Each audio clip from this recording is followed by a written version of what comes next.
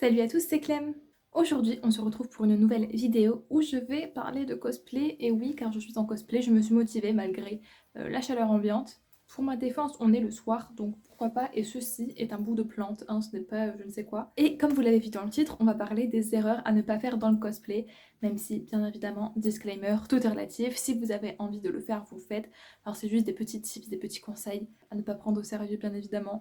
Après, est-ce qu'on a vraiment besoin de disclaimer? Non, mais internet, on ne sait plus trop. Et puis écoutez, hein, c'est parti. Qu'est-ce que vous pensez de mon cosplay? Ça faisait bien longtemps que je l'avais pas mis. Et quand je me regarde dans le miroir, parce que là mon miroir est juste là, je me dis je suis un petit peu nue. On ne sait pas si c'est un prank ou pas, mais il est quand même un petit peu stylé. Et j'ai aussi essayé des anciens fossiles, ça faisait depuis Mathusalem que je les avais pas mis.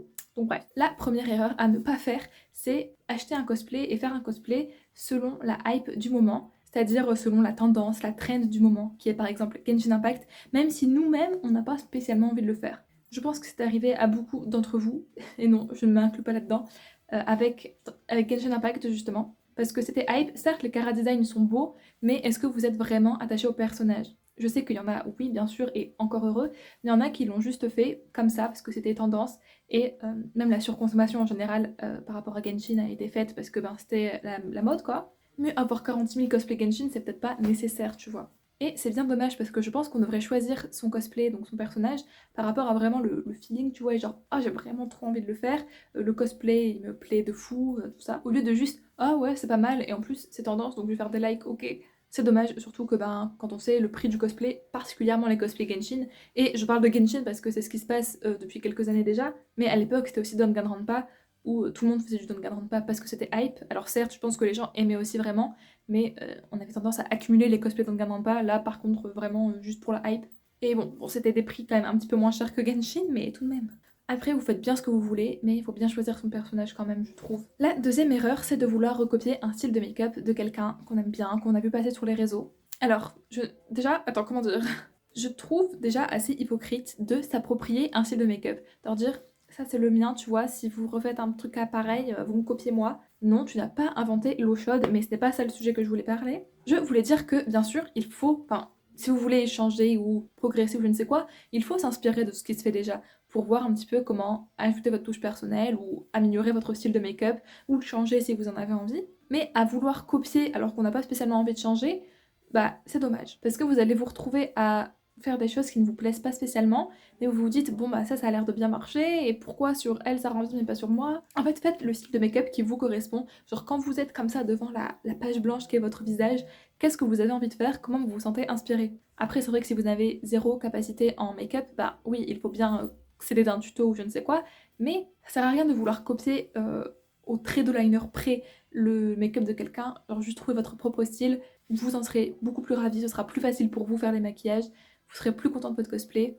et vous n'aurez pas des relous qui viendront dire «Ah, t'as copié sur mon style». La troisième erreur est là, les amis, c'est vraiment une très très grosse erreur à laquelle on s'attaque. C'est de tenter un nouveau cosplay, ou un nouveau style de make-up, ou je ne sais quoi, juste avant une convention.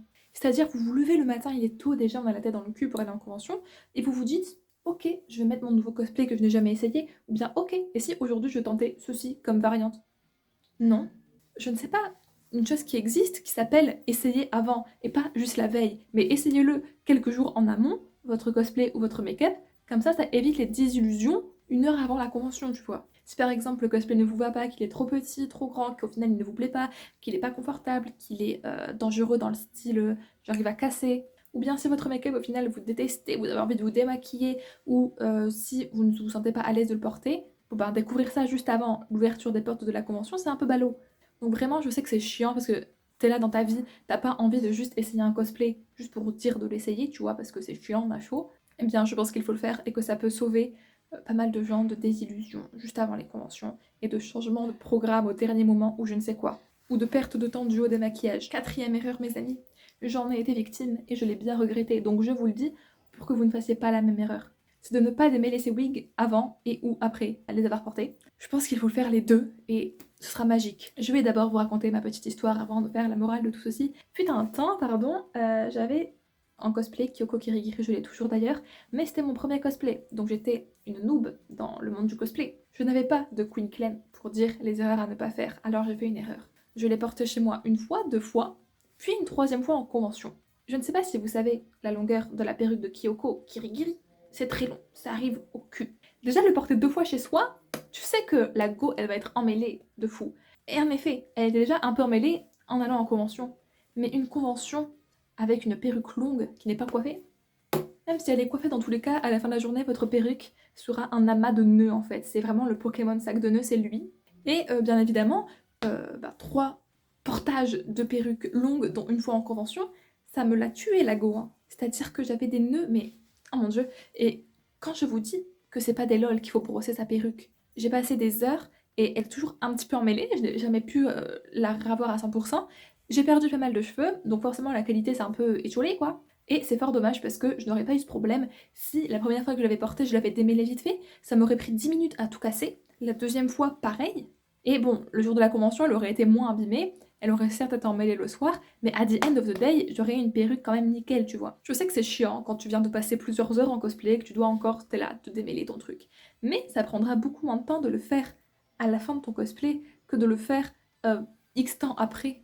Et comme ça, la prochaine fois que tu remettras ta perruque, t'auras juste à passer un petit coup pendant 2-3 minutes, ensuite elle sera nickel, et là tu pourras apprécier les joies du cosplay. Parce que les joies du cosplay, ce n'est pas démêler sa perruque pendant des heures et des heures. C'est pareil, ma perruque de Maki Harukawa de Danganronpa aussi, mais laissez tomber, c'était un sac de nœuds, en plus c'était des couettes, mais j'ai dû couper au moins 7 cm quoi, tellement elle était morte. Parce que vous croyez bien que je n'avais pas appris de mes erreurs, parce que juste faire un coup comme ça va rien changer en fait. Il faut vraiment prendre le temps de démêler avec un peigne, de commencer par le bas et de remonter petit à petit, voire de démêler avec les doigts. Enfin bref, prenez vraiment au sérieux ces histoires de démêlage de perruques, je vous assure, vous gagnerez un temps monstre et vous économiserez des cheveux de perruque et donc de l'argent. 5. Une petite erreur que je sais j'ai faite par le passé, mais que au final, quand on y réfléchit bien, c'est un peu dommage, c'est de privilégier les cosplays pas chers du tout qu'on peut faire sur le moment au lieu d'économiser son argent pour avoir des cosplays un peu plus beaux, plus imposants, je ne sais quoi, ou des cosplays qui nous plairaient plus. C'est vrai que quand tu es dans ta folie de cosplay où tu veux vraiment avoir plein de personnages, c'est facile d'aller acheter un cosplay à 40 €,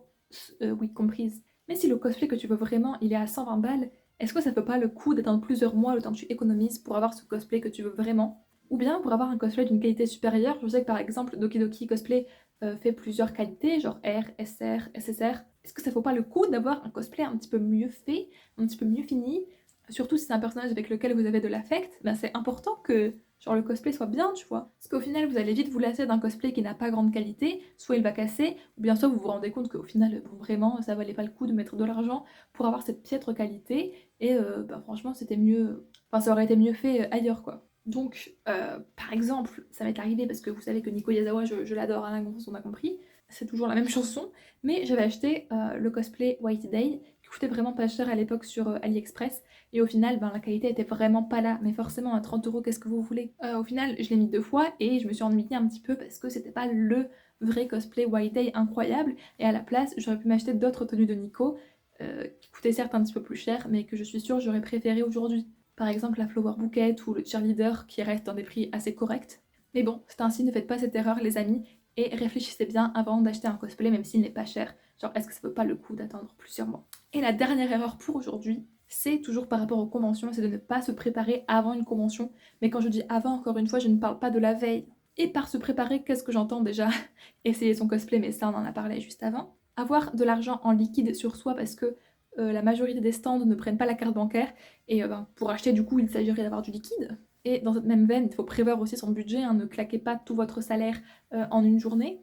Achetez vos billets pour la convention avant, ça vous évitera de faire une queue alors que vous avez juste envie de rentrer dans la convention par vos potes, et ça coûtera aussi moins cher généralement. Et puis c'est plus simple quoi, vous avez un truc de moins à penser. Prévoir sa bouffe et son eau parce qu'en convention c'est super cher, et comme ça vous n'aurez pas à faire la queue et vous pourrez manger quand vous avez grand soif ou grand faim. C'est aussi vérifier les accessoires, qu'on les a tous, qu'ils ne sont pas cassés, qu'ils ne vont pas se casser, prévoir de quoi au cas où les réparer, ou bien même prévoir un peigne ou je ne sais quoi, tout ce genre de petits accessoires justement qui peuvent nous servir. Choisir son personnage et son cosplay en amont selon ce qu'on a envie de faire. Est-ce qu'on veut show off vraiment un beau cosplay, quitte à ce qu'on soit pas très confortable, mais juste vraiment pour le concours, pour le style, ou est-ce qu'on préfère vraiment être confort dans son cosplay et du coup essayer en amont les cosplays dans lesquels on sait qu'on va pouvoir marcher longtemps, vivre, se dépenser, n'est-ce pas?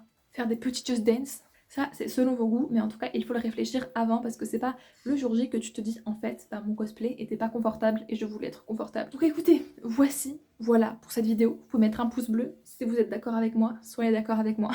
Et vous pouvez aussi vous abonner parce que sur la chaîne on parle de cosplay, mais aussi de manga, de K-pop, de lecture. Enfin bref, c'est un joyeux melting pot, n'est-ce pas? En tout cas, ne refaites pas ces erreurs, s'il vous plaît. Le monde du cosplay s'emportera mieux et vous aurez plus envie de faire du cosplay, vous ne serez pas dégoûté. En tout cas, je vous dis à mercredi midi prochain pour une nouvelle vidéo. En attendant, prenez soin de vous. Bisous.